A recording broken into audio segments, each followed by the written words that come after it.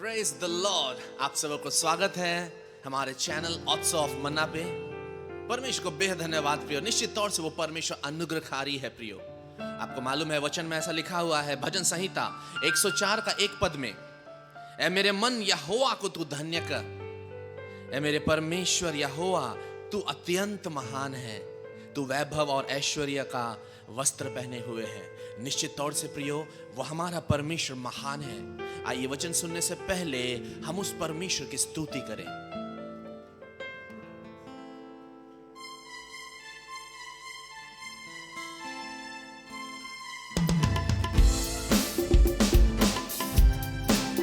आइए सब कोई आप जिस स्थान में बैठे हुए हैं अपने ताली बजाते हुए उस परमेश्वर की महिमा करें। ऐ मेरे मन प्रभु की तू आराधना कर, क्योंकि वो भला है। ऐ मेरे मन प्रभु की तू आराधना कर, क्योंकि वो भला है।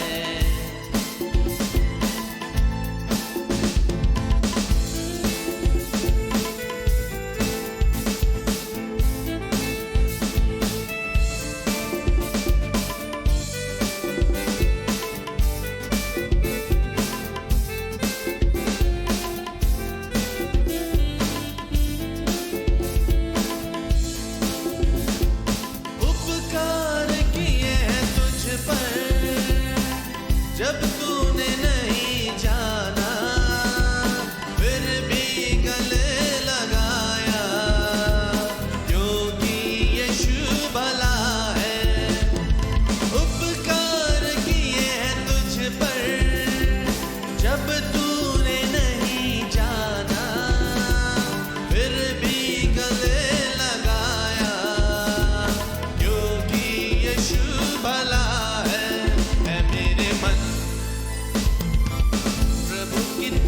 आराधना कर, क्योंकि वो भला है।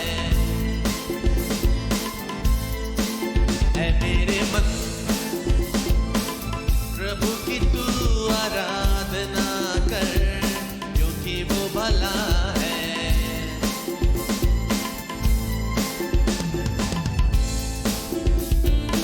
प्रियो वचन में जैसा लिखा गया है, दाऊद कहता है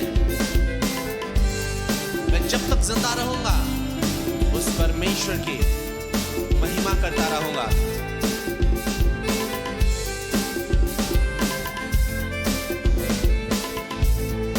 जब जा रहा अंधकार से हाथ पकड़ कर चलाया, ले आया उजियाले में, क्योंकि यीशु भला है। जब जा रहा अंधकार से हाथ पकड़ कर चलाया, ले आया उजियाले में, क्योंकि यीशु भला है। मेरे मन प्रभु की तू आराधना कर, क्योंकि वो भला है। ऐ मेरे मन प्रभु की तू आराधना कर, क्योंकि वो भला है।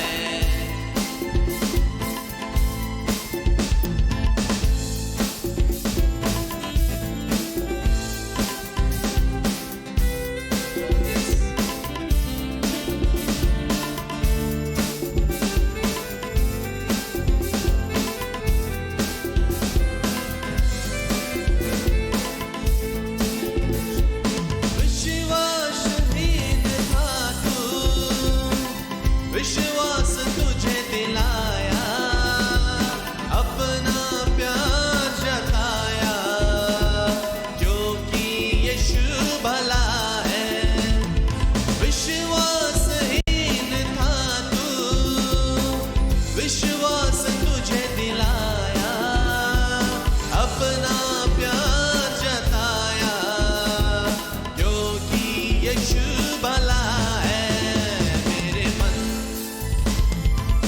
प्रभु की तू आराधना कर, क्योंकि वो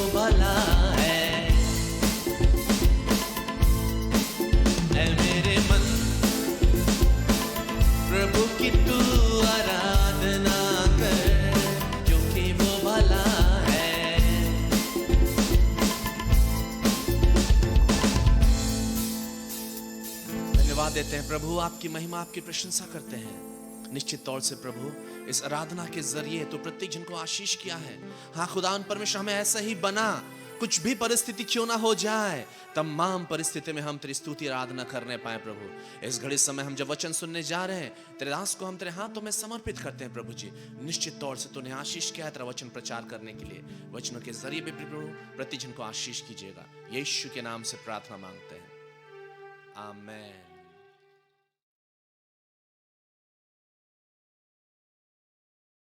praise the lord, hallelujah. Welcome to the oats of manna. परमेश्वर को धन्यवाद देते हैं पुनः आप लोगों के बीच में इस रविवार के दिन में, संध्या के टाइम में हम लोग परमेश्वर के वचन को मनन करने के लिए आप लोगों के बीच में हम लोग आने पाते हैं।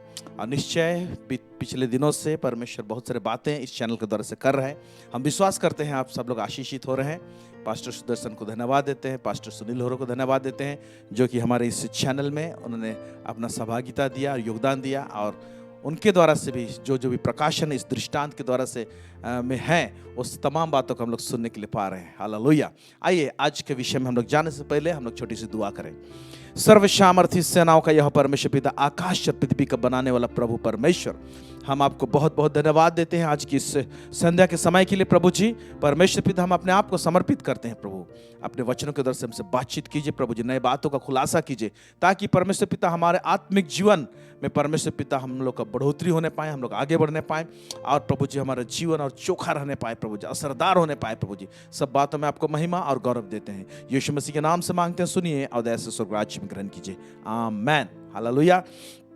सो हम लोग एक सीरीज में जा रहे हैं इतने दिनों में, और वो सीरीज है पैरेबल्स ऑफ जीसस, और आज पार्ट 11 में है हम लोग। सो आज इस यीशु मसीह के दृष्टांत में से जो थीम को हम लोग उठाए हैं वो है हेवनली कोर्ट रूम, स्वर्गीय कचहरी का रूम, हेवनली कोर्ट रूम।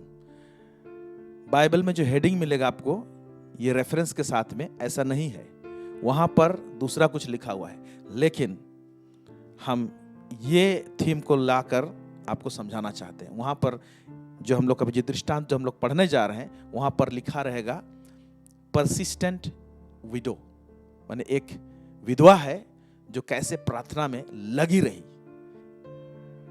डटी रही, उसके विषय में बता रहा है। लेकिन इसमें जो प्रकाशन है वो एक हेवनली कोर्ट रूम को दर्शाता है, इसीलिए हमने इसका थीम का नाम दिया है heavenly court room. Praise God. Interesting होने को जा रहा है, इसलिए आप लोग बहुत ध्यान पूर्वक सुनिएगा, आखिरी तक सुनिएगा, ताकि परमेश्वर ढेर सारी बातें आप लोगों को करने पाए। ये बहुत ही इंपॉर्टेंट टॉपिक है। हो सके तो आने वाले दिनों में हेवनली कोर्ट रूम इस थीम को ही एक सीरीज में हम लोग जा सकते हैं, इसलिए प्रार्थना कीजिए। ढेर सारी बातें इसमें सीखना है। आज सिर्फ कुछ बातों को एक इंट्रोडक्टरी रूप में इस दृष्टांत में क्या कह रहा है उसको हम लोग सुनेंगे। आइए हम लोग देखेंगे लुक्का रचित सुसमाचार, उसका 18 अध्याय, उसका 1 से लेकर 8 आयत तक यहाँ पर क्या लिखा है, पढ़ेंगे। फिर उसने इसके विषय में कि नित्य प्रार्थना करना और हियाव न छोड़ना चाहिए, उनसे यह दृष्टांत कहा। किसके लिए ये दृष्टांत कहा? नित्य प्रार्थना करना और हियाव ना छोड़ने चाहिए, इस बात के लिए ये दृष्टांत सामने लाया है। क्या है दृष्टांत में? किसी नगर में एक न्यायी रहता था जो न परमेश्वर से डरता था और न किसी मनुष्य की परवाह करता था। हाँ, आगे। उसी नगर में एक विधवा भी रहती थी जो उसके पास आ आकर कहा करती थी, मेरा न्याय चुका कर मुझे मुद्दई से बचा। कुछ समय तक तो वह न माना, परंतु अंत में मन में विचार कर कहा,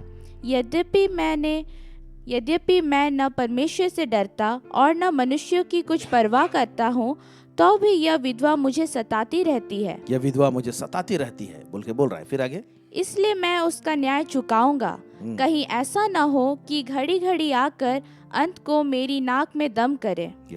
प्रभु ने कहा, सुनो, यह अधर्मी न्याय क्या कहता है? इसलिए क्या परमेश्वर अपने चुने हुओं का न्याय न चुकाएगा, जो रात दिन उसकी दुहाई देते रहते हैं? क्या वह उनके विषय में देर करेगा?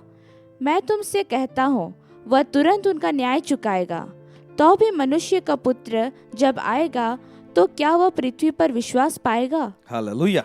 सो ये दृष्टांत को हमने पढ़ा, हमने देखा, और हम लोग क्या देखते हैं कि इस दृष्टांत में एक न्यायी है, माने एक जज है, और उसी नगर में एक विधवा भी है। और जज का कैरेक्टर, उसका चरित्र को बता रहा है। वो परमेश्वर से भी नहीं डरता, वो मनुष्य की भी परवाह नहीं करता, किसी से नहीं डरता है। और उसके पास में एक जजमेंट देना है, एक न्याय देना है, न्याय करना है एक विधवा का। और विधवा उसके पास में आती है, बार बार उसको आती है, उसके पास में कहती है कि मेरा न्याय चुका कर मुझे मुदाई से बचा, मुझे बचा ले, मुझे बचा ले। और काफी समय तक ये न्यायी जो है, जज जो है, नहीं सुनता है। ये दृष्टांत है। लेकिन बाद में वो कहता है कि यद्यपि कि मैं परमेश्वर से भी नहीं डरता और मनुष्य की भी परवाह नहीं करता हूं, लेकिन ये मुझे विधवा बार बार आकर मुझे सताती है, इसलिए मैं इसका न्याय चुकाऊंगा, कहता है। और उसका न्याय चुकाता है। ये तमाम बातों को हम लोग देखने पाते हैं। तो यहाँ पर जो मुद्दा है, जो सीखने वाली बात है, जिसके ऊपर में ये यीशु मसीह केंद्रित कर रहा है, वो है प्रेयर, वो है प्रार्थना। तो इस दृष्टांत को गहरा में अंदर जाने से पहले हम जरा सा प्रार्थना क्या है उसके विषय में हम लोग जानने की कोशिश करेंगे। प्रार्थना, परमेश्वर एक ऐसा कम्युनिकेशन का, बातचीत करने का तरीका को रखा है परमेश्वर के साथ में, स्वयं परमेश्वर ने रखा है, ताकि हम उसके साथ में वार्तालाप करें, हमें बातें करें। यह है प्रेयर। हम कुछ कहें परमेश्वर से, मांगे, रखें। और परमेश्वर स्वयं भी कहता है, डिमांड करने के लिए डिमांड करता है कि प्रार्थना किया जाए। परमेश्वर स्वयं चाहता है कि मनुष्य लोग प्रार्थना करें। आइए हम लोग देखेंगे हम लोग दूसरा इतिहास उसका 7 उसका 14 आयत में क्या लिखा हुआ है। दूसरा इतिहास 7 उसका 14। तब यदि मेरी प्रजा के लोग जो मेरे कहलाते हैं, क्या लिख रहा है? तब यदि मेरे प्रजा के लोग, माने मेरे प्रजा, परमेश्वर कह रहा है मेरे लोग, चुने हुए लोग मेरे कहलाते हैं, दीन होकर प्रार्थना करें। दीन होकर प्रार्थना करें। इसमें कुछ कैरेक्टर दिया हुआ है प्रार्थना के लिए।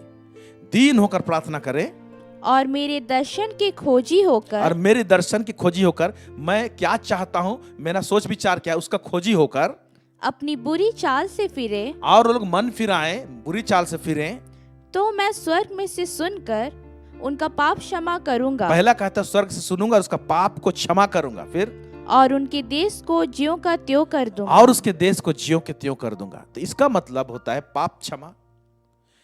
और जिस देश में हम रहते हैं, चुने हुए लोग हैं, और उस देश में, उस एरिया में अगर कुछ गड़बड़ी है, प्रॉब्लम है, तो उसको ठीक ठाक करने के लिए प्रार्थना की आवश्यकता है। और परमेश्वर के चुने हुए लोग जब दीन और नम्र होकर प्रार्थना करते हैं, तो परमेश्वर उसका प्रत्युत्तर इस तरह से देता है, कह रहा है। तो देखिए कि परमेश्वर प्रार्थना को कितना सुंदर ढंग से प्लेस किया है। परमेश्वर और मनुष्य के बीच में एक कम्युनिकेशन का मोड, उसे वार्तालाप करने का तरीका, हालेलुया। और बहुत ही इंपॉर्टेंट चीज होता है प्रार्थना। उसी तरह से मैं पढ़ रहा हूं आपके लिए, मत्ती 7:7 में लिखा हुआ है, मांगो तो तुम्हें दिया जाएगा, ढूंढो तो तुम पाओगे, और खटखटाओ तो तुम्हारे लिए खोला जाएगा। ये भी प्रार्थना के विषय में ही कह रहा है, हालेलुया। और एक जगह इसी संदर्भ में भी कहा है, तुम पाते नहीं क्योंकि तुम मांगते नहीं, ये भी कहा है। यस, बहुत लोग मांगते ही नहीं तो इसलिए पाते ही नहीं है। और कई जगह ऐसे लिखा हुआ है, तुम मांगते हो लेकिन बुरी अभिलाषा से मांगते हो, इसलिए नहीं पाते हो। सो प्रार्थना जो है एक छोटा विषय नहीं, एक बहुत बड़ा विषय है। लेकिन कुछ ही बातों के दृष्टांत के में जो संदर्भ दिया गया है, कुछ चीज समझाने की कोशिश किया है, बहुत गहरा चीज, उसको हम लोग समझने की कोशिश करेंगे। यिर्मयाह का 33:3 मैं पढ़ रहा हूं आपके लिए। यहां पर भी देखिए, मुझसे प्रार्थना कर और मैं तेरी सुनकर, प्रभु स्वयं कहता है मुझसे प्रार्थना कर। परमेश्वर चाहता है कि हम उससे प्रार्थना करें। लेकिन एक जगह में वचन में भी लिखा हुआ, हम लोग प्रार्थना करने से पहले जानता है हमारे मन में क्या है, मांगने से पहले जानता है। तो ये सारी बातें हैं, लेकिन फिर भी परमेश्वर कहता है प्रार्थना कर और मैं तेरी सुनकर तुझे बड़ी बड़ी और कठिन बातें बताऊंगा, जिन्हें तू अभी नहीं समझता, जिन्हें तू अभी नहीं समझता। तो बहुत सारे कठिन बातों को जिसको नहीं समझते हैं, प्रार्थना के द्वारा से हम पा सकते हैं, परमेश्वर प्रति उत्तर दे सकता है। प्रार्थना के द्वारा से हम जिस देश में रहते हैं उसको परमेश्वर चंगा करता है। प्रार्थना के द्वारा से जो हम पाप किए हैं, हमारे पाप को क्षमा भी करेगा, कहता है। तो प्रार्थना बहुत प्रभावशाली चीज है। और एक वचन को देखते हैं, हम लोग पढ़ेंगे याकूब का पुस्तक उसका 5 उसका 16 आयत। यहां पर क्या लिखा है देखेंगे। इसलिए तुम आपस में एक दूसरे के सामने अपने अपने पापों को मान लो। हाँ, आपस में एक दूसरे के सामने अपने अपने पापों को मान लो। फिर कहता है और एक दूसरे के लिए प्रार्थना करो। और एक दूसरे के लिए प्रार्थना करो। वाह, कितना सुंदर बात है। हम अपने लिए भी कर सकते हैं, हम दूसरों के लिए प्रार्थना कर सकते हैं। एक फेलोशिप के अंदर के बात को बोल रहा है। जब हम लोग सहभागिता में रहते हैं, एक कलीसिया के अंदर में रहते हैं, तो एक दूसरे के साथ में हमारा कई बार क्या रहता है, अनबनाव रहता है, मनमुटाव रहता है। तो एक दूसरे के अपराध को क्षमा करो, ये बोल रहा है, क्षमा करो और एक दूसरे के लिए प्रार्थना करो बोलता है। क्यों प्रार्थना करो बोल रहा है? क्योंकि प्रार्थना बहुत असरदार चीज है। क्या लिखता है, नीचे पढ़ेंगे, जिससे चंगे हो जाओ। हाँ, जिससे चंगे हो जाओ। इसमें एक तरीका बताया है। एक दूसरे के लिए खाली प्रार्थना करोगे तो इसे चंगा नहीं होगा, लेकिन एक दूसरे के सामने अपने अपने पापों को मान लो और एक दूसरे के लिए प्रार्थना करो जिससे तुम चंगे हो जाओ। और ये शारीरिक चंगाई के विषय में नहीं कह रहा है। अगर अंग्रेजी बाइबल पढ़ेंगे तो होलनेस के विषय में बोल रहा है। ये प्राण में चंगाई या आत्मिक चंगाई के विषय में बोल रहा है। ऑफ कोर्स शारीरिक चंगाई भी है, जिससे कि तुम चंगे हो जाओ, कई बंधन सब टूट जाए। देख रहे हैं प्रार्थना का कितना बड़ा डायमेंशन है। हालेलुया। फिर कहता है धर्मी जन की प्रार्थना के प्रभाव से बहुत कुछ हो सकता है। धर्मी जन के प्रार्थना के प्रभाव से बहुत कुछ हो सकता है। आप प्रभु यीशु को ग्रहण किए हैं, आप धर्मी जन हैं, मैं प्रभु यीशु को ग्रहण किया हूं, मैं धर्मी जन हूं, तो हमारा प्रार्थना कितना मायने रखता है मेरे प्यारे भाई और बहन, अपने परिवार के लिए, अपने देश के लिए, अपने कम्युनिटी के लिए, अपने सरकार के लिए। इसीलिए आज कलीसिया को प्रार्थना करने की आवश्यकता है। कई ये कलीसिया प्रार्थना नहीं करती है। क्या आप जिस इलाके में रहते हैं वहां पर अड़ोस पड़ोस के लोग रहते हैं जो प्रभु को नहीं जानते हैं, उद्धार में नहीं आए हैं, क्या उनका नाम लेकर प्रार्थना करते हैं? क्या कभी आप अपने घर में 2-4 परिवार मसीह लोग हैं, हम लोग मिलके हमारे कम्युनिटी के लिए, जिस एरिया में, जिस कस्बा में हम रहते हैं, क्या आप उसके लिए प्रार्थना करते हैं? अगर प्रार्थना नहीं करते हैं उनके लिए, एक दिन प्रभु पूछ सकता है आपको, प्रभु के सामने जब खड़े होंगे, क्यों तुमने अपने पड़ोसी के लिए प्रार्थना नहीं किया? Hallelujah, praise the Lord. प्रार्थना किए रहने से अपना प्रभु मौका देगा कि उन तक सुसमाचार पहुंचे, या तो उसके जनरेशन में परमेश्वर कभी काम करेगा। हालेलुया, आमेन, आमेन, आमेन।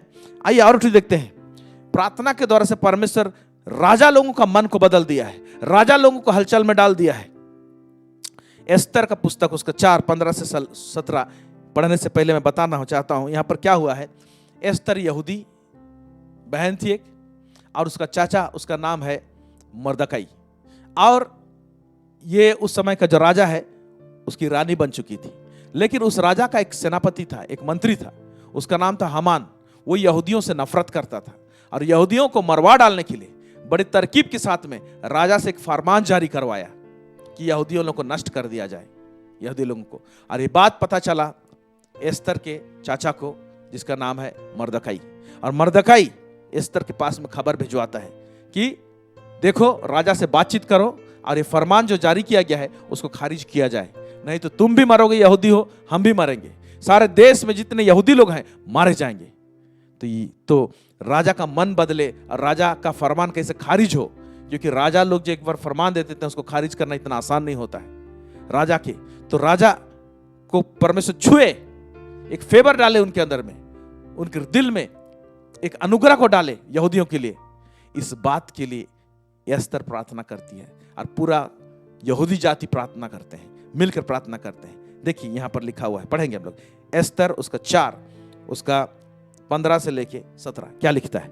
तब एस्तर ने मोर्दकै के पास यह कहला भेजा, तू जाकर सूसन के सब यहूदियों को इकट्ठा कर, सारे यहूदियों को इकट्ठा कर सूसन के, फिर और तुम सब मिलकर मेरे निमित्त उपवास करो। हाँ, मेरे लिए प्रार्थना करो परमेश्वर से कि प्रभु मुझे ताकत दे, बल दे, बुद्धि दे। 3 दिन रात न तो कुछ खाओ और न कुछ पियो। मैं भी अपनी सहेलियों सहित उसी रीति उपवास करूंगी। हाँ, रानी बोल रही है कि मैं भी सहेलियों के साथ में उपवास करके प्रार्थना करूंगी। आप लोग भी 3 दिन फास्टिंग करो, क्योंकि मुझे राजा के पास में जब इस बात को रखना है, राजा जब तक रानी को नहीं बुलाती थी, रानी भी प्रेजेंट नहीं हो सकता है। तो नियम के खिलाफ रानी बोलती है कि मैं जाऊंगी राजा के पास में बात करने के लिए। राजा मुझे मारना नहीं चाहिए, फेवर दिखाना चाहिए, मेरे पर अनुग्रह की दृष्टि करना चाहिए। इस बात के लिए परमेश्वर से प्रार्थना करो बोलता है, ताकि राजा के मन को चेंज करे। अब देखिए क्या होता है। और ऐसी ही दशा में मैं नियम के विरुद्ध राजा के पास भीतर जाऊंगी, और यदि नष्ट हो गई तो हो गई। तब मोर्दकै चला गया और एस्तर की आज्ञा के अनुसार ही उसने किया। हाँ, एस्तर की आज्ञा के अनुसार मुर्दोकाई उसका चाचा ऐसे करता है, सब लोग मिलकर प्रार्थना करते हैं और उसका रिजल्ट अच्छा आता है। क्या होता है? यहूदियों का दुश्मन जो हामान रहता है उसको फांसी में चढ़ाया जाता है, और जो फरमान जारी हुए रहता है यहूदियों के खिलाफ में, वो खारिज किया जाता है। इसीलिए आज पूरे देश में हमें अपने देश के लिए प्रार्थना करनी चाहिए, सरकार के लिए प्रार्थना करना चाहिए, हमारे एमएलए एमपीज के लिए प्रार्थना करना चाहिए, ताकि प्रभु उनको बुद्धि दे, समझ दे, ताकि जिस देश में हम रहते हैं उसको भली भांति वो लोग चलाने सके। Hallelujah, praise God, praise God. तो इतना सारा रिजल्ट प्रेयर के द्वारा से हो सकता है बोलकर बता रहा है। और हम लोग देखते हैं कि प्रार्थना इतना इफेक्टिव होता है। आप स्वयं भी अपने व्यक्तिगत जीवन में प्रार्थना का असर को देखे होंगे, लेकिन इसके बावजूद कई एक बातें हैं प्रार्थना में। कई बार हम प्रेयर करते हैं, कंफ्यूज्ड रहते हैं, असमंजस में रहते हैं। कई बार हम लोग किधर प्रेयर करना चाहिए, किस डायरेक्शन में प्रार्थना करना चाहिए, हम लोग को पता नहीं चलता, कंफ्यूज रहते हैं। कई बार प्रार्थना करते हैं और उकता जाते हैं क्योंकि हमको आंसर नहीं मिलता है, फेंट हो जाने जैसे हो जाते हैं। क्या हो रहा है? आंसर क्यों नहीं मिल रहा है हम लोग को प्रार्थना का? टस से मस क्यों नहीं हो रहा है? कोई भी चीज हिल क्यों नहीं रहा है? इतना प्रार्थना कर रहे हैं, जो डिजायर रखे वो पूरा क्यों नहीं हो रहा है? ये सारी बातें होती हैं। कई बार हम लोग धीरज खो बैठते हैं, हम लोग का आंसर नहीं मिलता।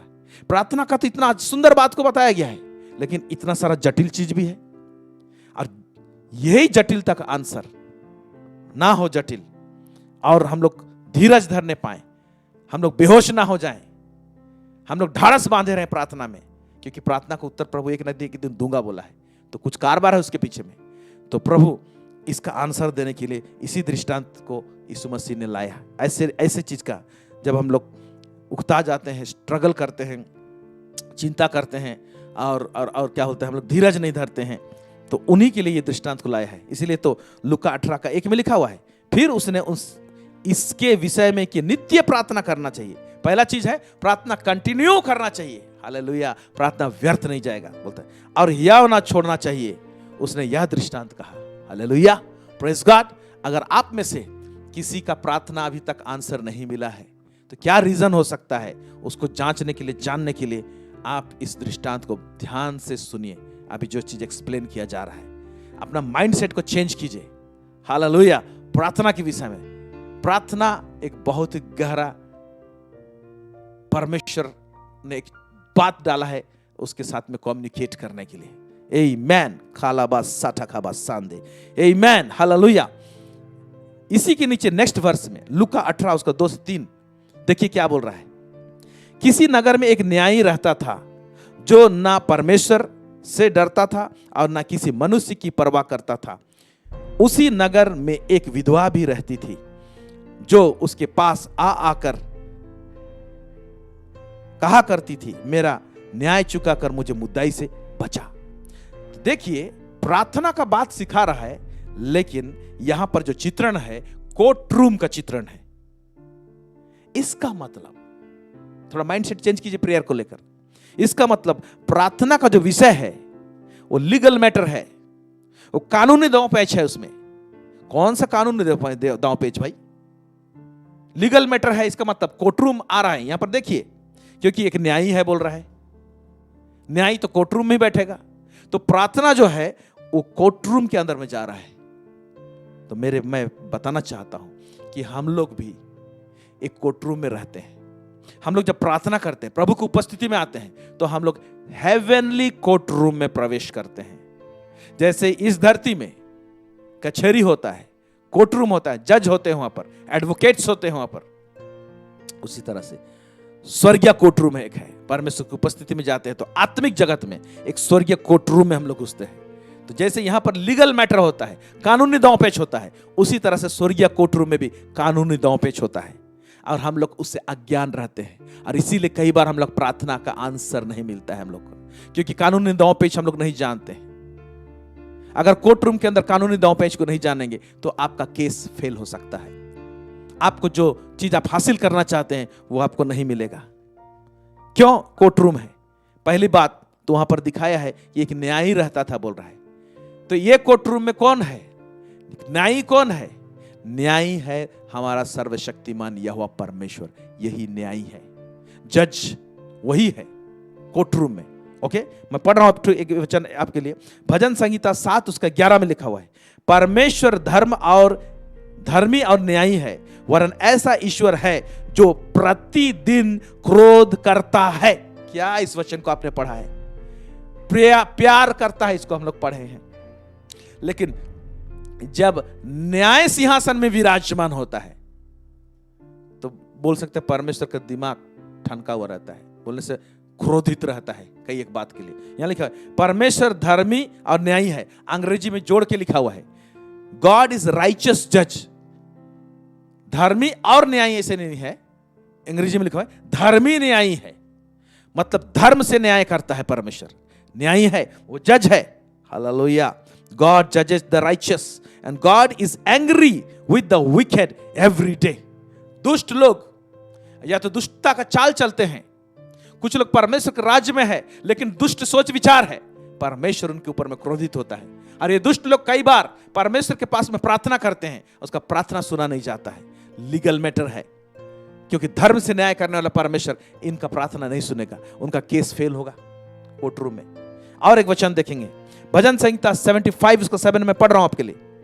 परंतु परमेश्वर ही न्यायी है, वह एक को घटाता और दूसरे को बढ़ाता है। Hallelujah, praise God. आइजाया 33 का 22 क्या कहता है?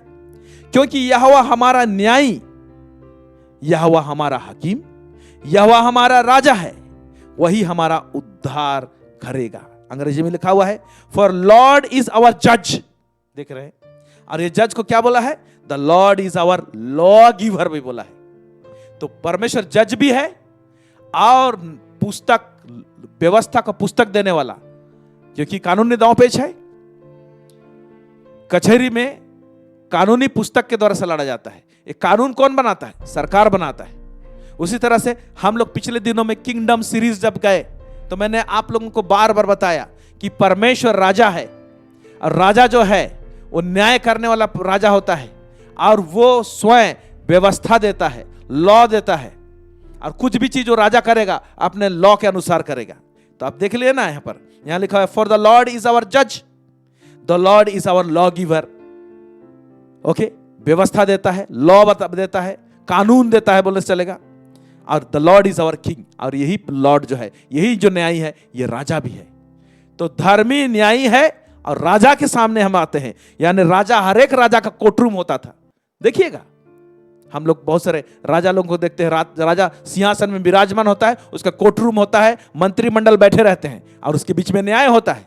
तो हमारा राजा है, उसका अपना पुस्तक है व्यवस्था का, उसके अनुसार न्याय करेगा और वो न्यायी है। Hallelujah, praise God.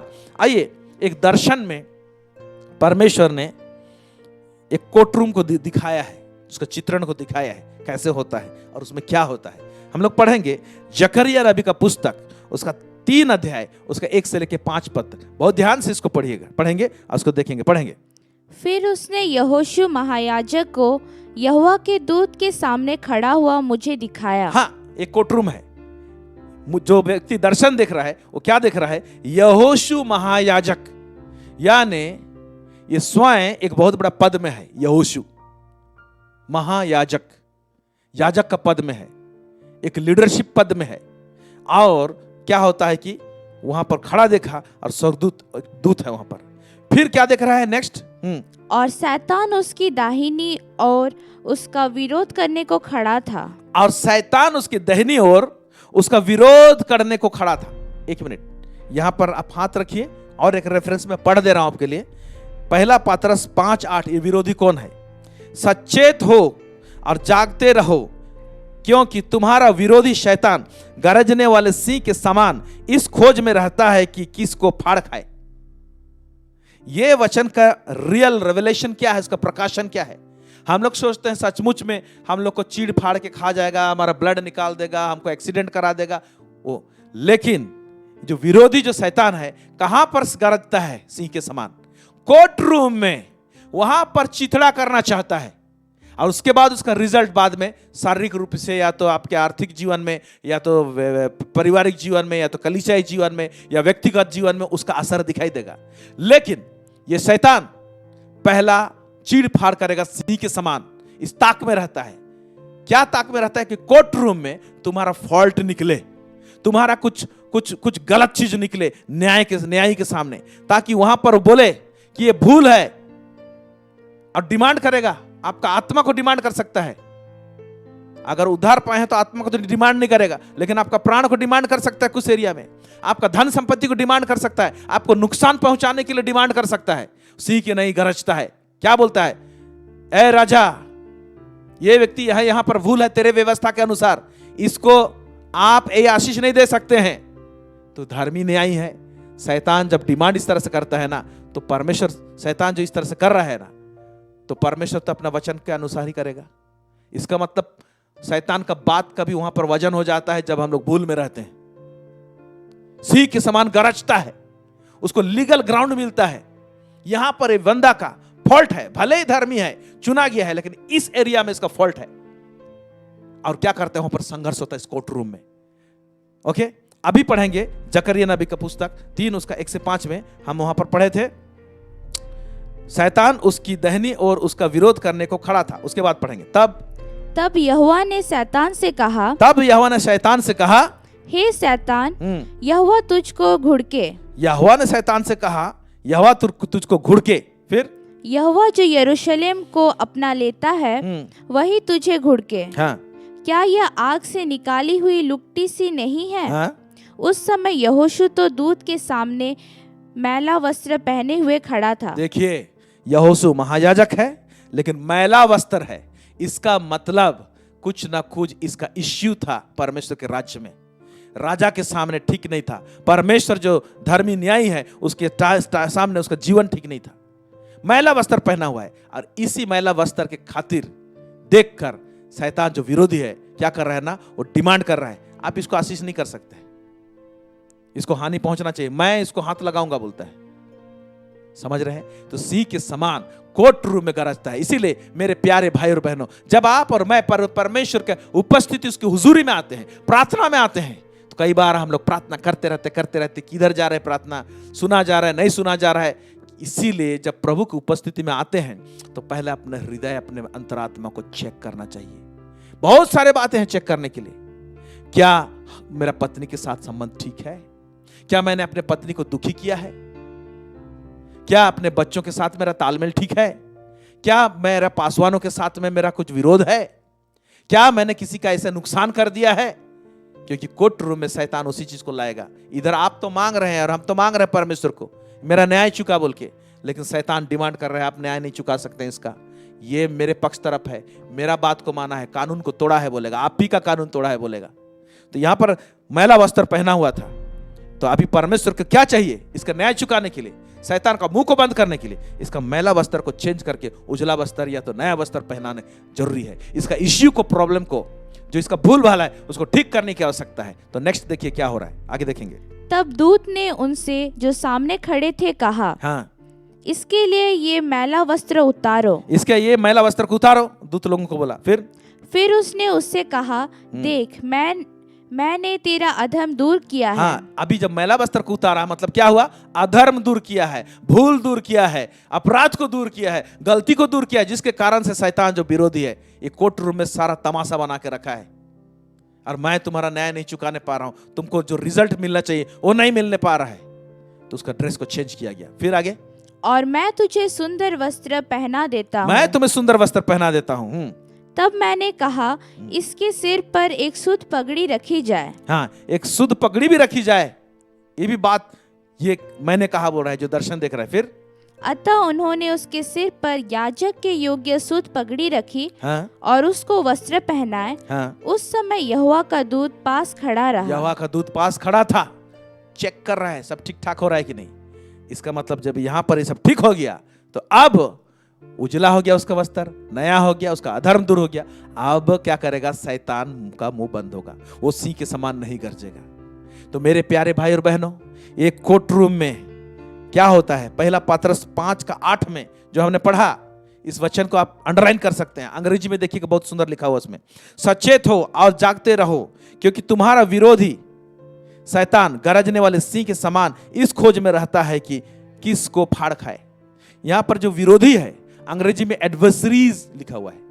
वहां पर आप अगर ग्रीक में उस शब्द को, एडवर्सरी जो वर्ड है, उस ग्रीक में आप उस शब्द का मीनिंग निकालेंगे तो उसका मीनिंग है एंटीडिकोस। एडवर्सरी का मतलब है एंटीडिकोस। एंटीडिकोस का असल मीनिंग होता है an opponent in law suit, मतलब कचहरी में तुम्हारा जो विरोधी होता है, कानूनी दांवपेच में जो विरोधी होता है, उसको कहते हैं एंटीडिकोस। तो ये जो गरजने वाले सी कहां पर गरजता है? हेवनली कोर्ट रूम में, स्वर्गीय स्थान में। जब हम लोग एक हेवनली कोर्ट रूम में, स्वर्गीय कोर्ट रूम में हम लोग प्रवेश करते हैं, प्रार्थना जब प्रभु की उपस्थिति में आते हैं, आपको लगता है आपके घर में आप प्रार्थना कर रहे हैं, आपके प्रेयर रूम में प्रार्थना कर रहे हैं, लेकिन ऑटोमेटिकली आत्मिक जगत में हम लोग हेवनली स्वर्गीय कोर्ट रूम में घुस जाते हैं, और वहां पर शैतान एक तरफ खड़ा रहता है, न्यायी परमेश्वर है सामने में। ओके, तो जब कोर्ट रूम में क्या चीज का जरूरत होता है हम लोगों को, अगर हम लोग को कानूनी दांवपेच नहीं मालूम होता है तो हम लोग क्या करते हैं? कोर्ट रूम में आप इसे नहीं लड़ सकते हैं, हमको एक एडवोकेट की आवश्यकता होती है, एक वकील का आवश्यकता होता है। ओके, तो हमारे लिए भी उसी कोर्ट रूम में एक वकील प्रेजेंट होता है। हालेलुया। वकील कौन है देखेंगे हम लोग। मैं पढ़ रहा हूं आपके लिए, यूहन्ना 14 उसका 26, वहां लिखा हुआ है, परंतु सहायक अर्थात पवित्र आत्मा जिसे पिता मेरे नाम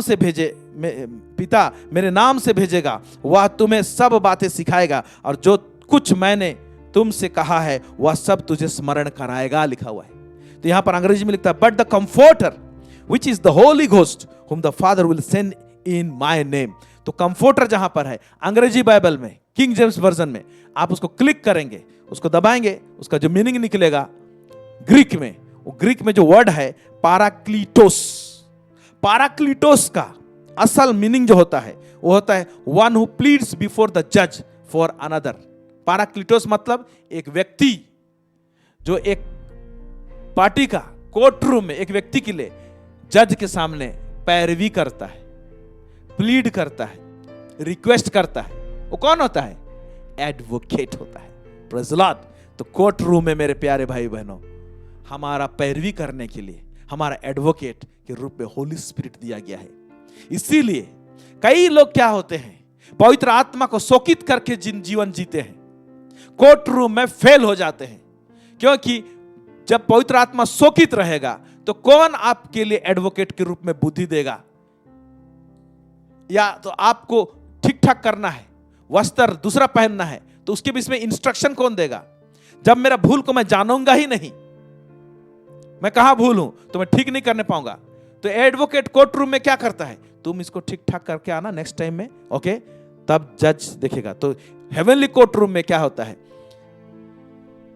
पवित्र आत्मा जो एडवोकेट है वो हमको बताता है कि यहां पर तेरा भूल है, इसको मान ले, कन्फेस कर ले, तो ये गरज रहे ना सी, इसका मुंह बंद होगा और परमेश्वर तेरा न्याय चुकाएगा। यही काम पवित्र आत्मा करता है, और ये पवित्र आत्मा के साथ में हमको डेली सहभागिता रखना है। बहुत लोग सहभागिता नहीं रखते। पवित्र आत्मा जिस व्यक्ति को पहचानते नहीं है कि कौन है, वो हमारे जीवन में क्या मायने रखता है, क्या करता है, इसका कोई अंदाजा नहीं है बहुत लोगों का। ऐसे नहीं होना चाहिए। Hallelujah, praise God, praise God. So इसका मतलब जब कभी भी हम लोग प्रार्थना में घुसते हैं तो हम लोग एक टू हेवनली कोर्ट रूम में रहते हैं, स्वर्गीय कोर्ट रूम में रहते हैं। स्वर्गीय कोर्ट रूम में कौन कौन रहता है? आप रहते हैं, मैं रहता हूं, फिर परमेश्वर जज के रूप में रहता है, शैतान ऑपोजिट पार्टी के रूप में रहता है, और पवित्र आत्मा हमारा एडवोकेट के रूप में रहता है। Hallelujah, praise the Lord. इसीलिए जब कोर्ट रूम में हम लोग घुसते हैं तो एक दिन में फैसला नहीं होता है जब तक ठीक ठाक नहीं होता है। फिर हम लोग को तारीख पर तारीख मिलता है, हम लोग घुसते चले जाते हैं, और जब ठीक ठाक हो जाता है सारा मैटर, लीगल मैटर सब ठीक ठाक हो जाता है, तो हम लोग केस जीत जाते हैं। मेरे प्यारे भाई और बहनों, इसीलिए जब हम लोग प्रार्थना करते हैं तो जो भी रुकावट बाधा जज के और हमारे बीच में रहता है, अनबन रहता है परमेश्वर और हमारे बीच में, परमेश्वर के राज्य में, वो सब चीज को ठीक ठाक कर लेना चाहिए। जब वो ठीक हो जाता है, हालेलुया, तब परमेश्वर हमको क्या करेगा? हमको उत्तर देगा, हमारा न्याय चुकाएगा, जैसे उस विधवा स्त्री का न्याय चुकाया। ओके, हम लोग भजन संहिता 66 का 18 मैं पढ़ रहा हूं आपके लिए। यदि मैं मन में अनर्थ की बात सोचता तो प्रभु मेरी ना सुनता, दाऊद बोलता है। अंग्रेजी में लिखा, अगर मेरे हृदय में अधर्म होते तो मेरा प्रार्थना को परमेश्वर नहीं सुनता। अधर्म रहेगा तो परमेश्वर नहीं सुनेगा। सिंह, शैतान जो है सिंह के समान गरजते रहेगा, आप प्रार्थना करते रहेंगे, आगे मूव नहीं होगा बहुत सारी चीज। इसलिए मेरे प्यारे भाई और बहनों, इफेक्टिव प्रेयर आप चाहते हैं तो परमेश्वर के वचन को आपको जानना जरूरी है। कौन वचन के अनुसार मैं प्रार्थना करूं, क्योंकि कोर्ट कचहरी में क्या होता है, आईपीसी धारा इसके अनुसार ऐसा होना चाहिए, माय लॉर्ड बोल के वकील लड़ता है। तो आप जब प्रार्थना करेंगे तो आप बोल सकते हैं, प्रभु आपने मुझे धर्मी ठहराया है, तेरे बेटे यीशु के लहू को मैं इस्तेमाल करता हूं, मैं इस भूल को अंगीकार करता हूं जिसको मैं भूल कर दिया था। शैतान सिंह के समान गरज रहा है प्रभु जी, विचक्राफ्ट पावर मेरे विरुद्ध में हावी हो रहा है प्रभु जी, मैं अपने आप को तेरे सम्मुख ठीक कर रहा हूं प्रभु जी। तूने कहा है जो अपने पाप को मान लेगा और मन फिरा लेगा, मैं उस पर दया करूंगा, अनुग्रह करूंगा। अब मेरे जीवन में तू दया कर, अनुग्रह कर, ऐसे बोल के हम लोग के वचन के अनुसार हम लोग प्रार्थना करेंगे। और इसमें कौन हमको मदद करता है, प्रार्थना तो हम करेंगे, लेकिन पवित्र आत्मा हमको सहायता करता है, जो हमारे एडवोकेट के रूप में रहता है। जब ये सारा चीज ठीक ठाक हो जाता है न्याय परमेश्वर के सामने में, तो शैतान जो सिंह के समान गरजता है वो बंद करता है, और परमेश्वर न्याय चुका के हमको जो बेनिफिट्स देना है, जो आशीष देना है, वो हमको देकर रहेगा। हालेलुया। इसलिए निरंतर प्रार्थना करते रहिए। तारीख पे तारीख अगर मिल रहा है तो भी जाइए प्रभु की उपस्थिति में, हियाव बांधिए, मत छोड़िए। पवित्र आत्मा आपको बताएगा कि नेक्स्ट तारीख में परमेश्वर के सामने में कैसे पेश होना है, क्या बोलना है, कहां पर ठीक ठाक नहीं हुआ है तो ठीक ठाक कर लेना है। हालेलुया। इंटरेस्टिंग है।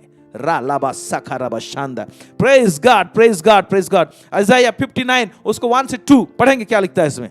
सुनो, यहोवा का हाथ ऐसा छोटा नहीं हो गया, सुनो, यहोवा का हाथ ऐसा छोटा नहीं हो गया है कि उद्धार न कर कि सके, उद्धार ना कर सके। उद्धार कर सकता है, छोटा नहीं है परमेश्वर का हाथ। फिर न वह ऐसा बहरा हो गया है वो कि बहरा सुन न भी सके। नहीं हुआ है बोलता है। फिर परंतु तुम्हारे अधर्म के कामों ने तुमको तुम्हारे परमेश्वर से अलग कर दिया तुम्हारे अधर्म के कामों ने कोर्ट रूम में तुमको फेल कर दिया है, बोल इसका मतलब। फिर आगे, और तुम्हारे पापों के कारण उसका मुंह तुमसे ऐसा छिपा है कि वह नहीं सुनता। हालेलुया। आप देख रहे हैं।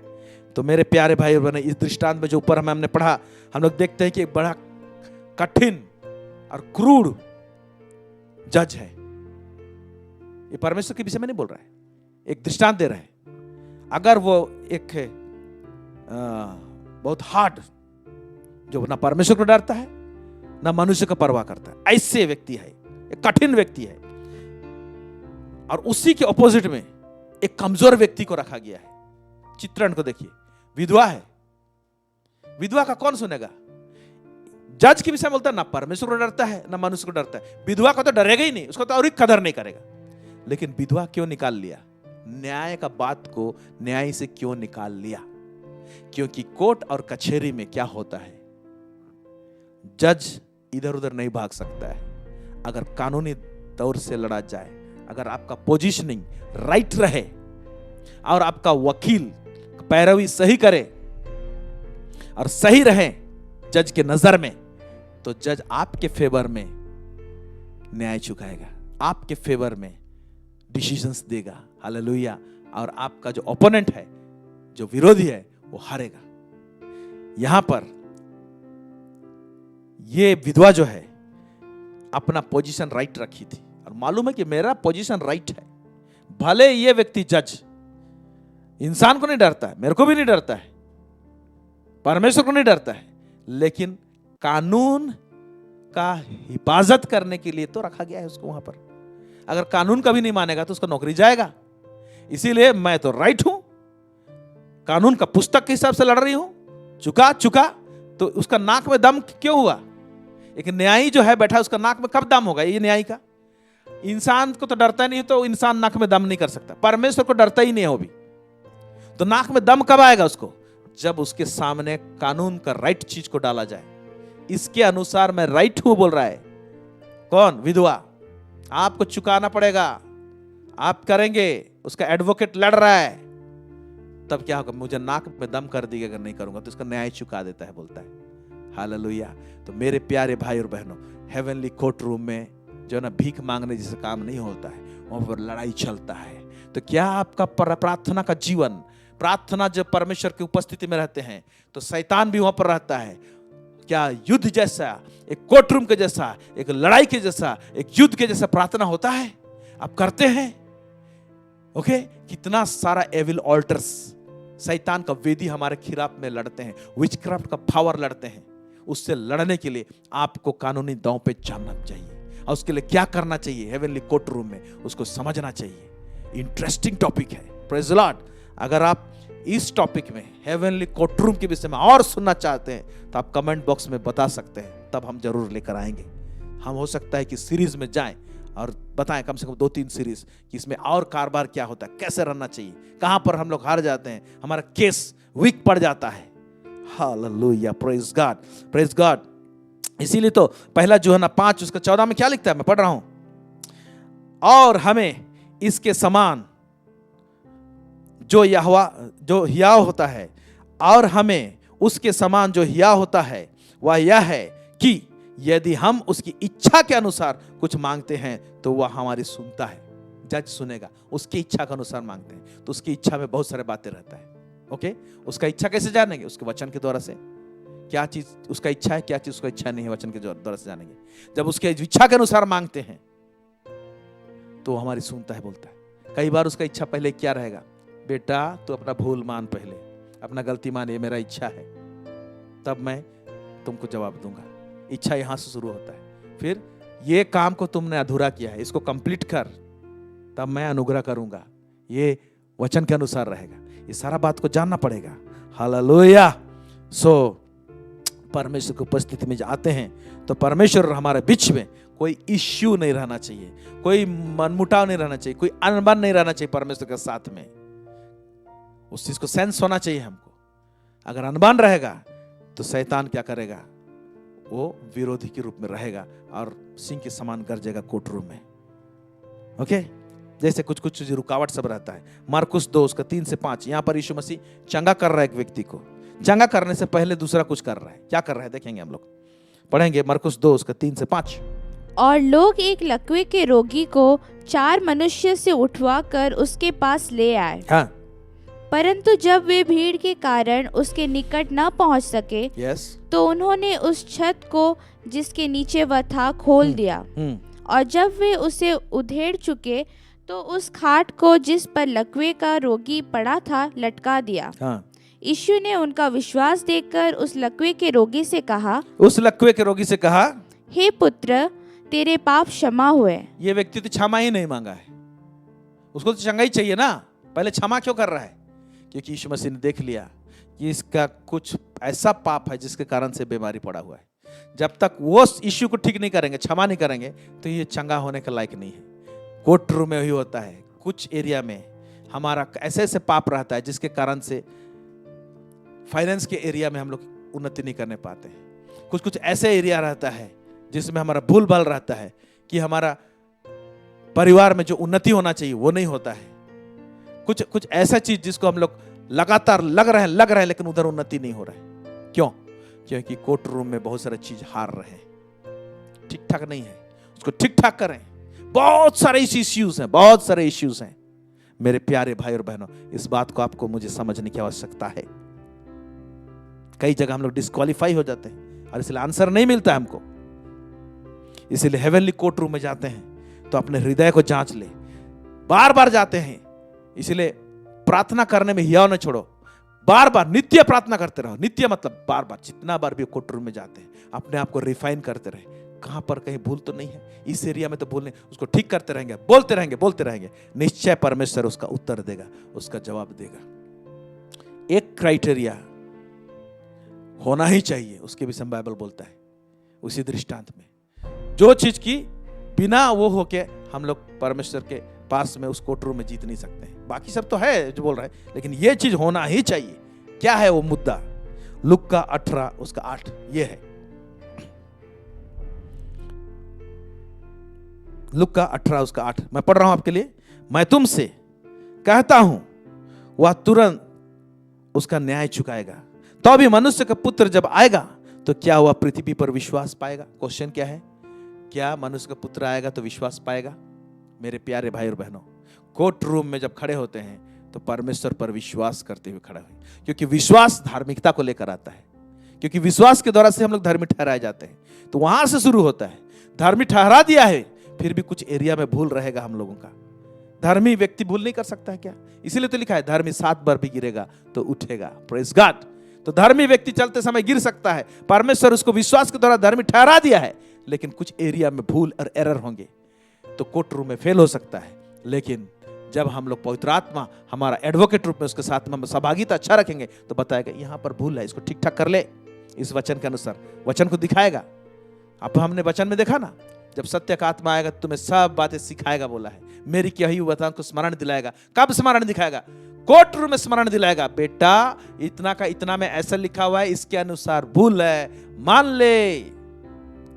न्यायी के सामने में कन्फेस कर ले अपने पाप को, ठीक कर लेंगे और उसको ठीक भी कर ले, उसको सुधार भी दे। तो नेक्स्ट जब सुधार लेंगे फिर से कोर्ट रूम में आएंगे तो क्या न्यायी क्या देखेगा? हाँ, इसने गलती माना भी और बाहर जाके सुधार के भी आया।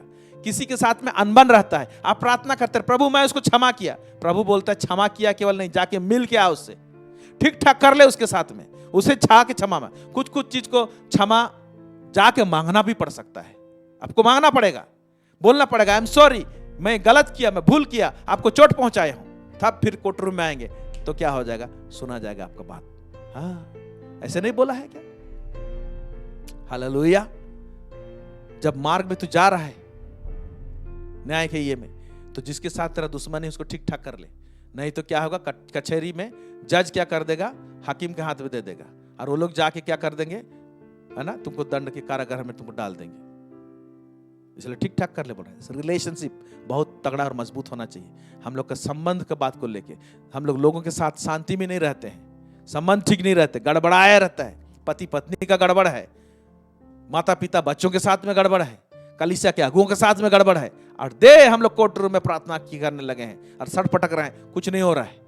देखिए, चेक करें, जब नेक्स्ट डेट आता है, नेक्स्ट आवर आता है, दूसरा दिन आता है, तारीख पे तारीख बोलते हैं ना, जब आता है तो ठीक ठाक करके आए।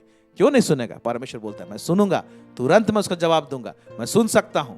हाँ, तो हमको विश्वास में आना है और हम लोग को ठीक ठाक करके रखना है। तो ये विधवा स्त्री जो कमजोर पात्र के रूप में दिखाई गई है, लेकिन उसका लीगल ग्राउंड, उसका पोजीशनिंग इतना राइट था, सही था कि उसने नाक में दम कर दिया। अगर अधर्मी व्यक्ति उसका न्याय चुका सकता है तो परमेश्वर बोलता है मैं धर्मी न्यायी हूं, साथ में मैं दयालु भी हूं, करुणामय हूं, मैं क्यों नहीं चुकाऊंगा, लेकिन मैं साथ में भाई राजा भी हूं। मैं अपना कानून व्यवस्था को तो उल्टा पुल्टा नहीं करूंगा, मैं अपने वचन को अपने बड़े नाम से ऊपर रखता हूं, वचन के अनुसार ही करूंगा।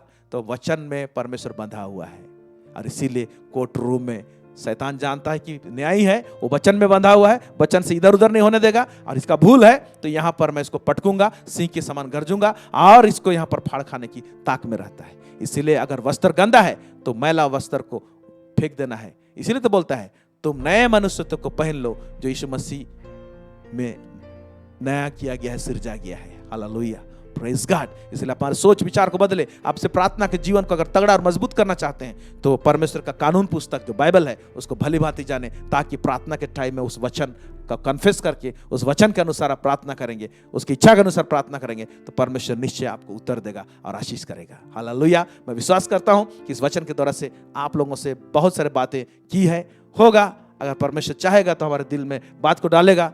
आप लोग प्रार्थना कीजिए। अगर आप इच्छुक है तो हेवनली कोर्ट रूम के ऊपर में और भी हम लोग स्टडी करेंगे, सीरीज में जाएंगे इस दृष्टांत का स्टडी के बाद में। Praise God. प्रभु आप सबको बहुत बहुत अधिक आशीष करे। आइए हम लोग दुआ करेंगे।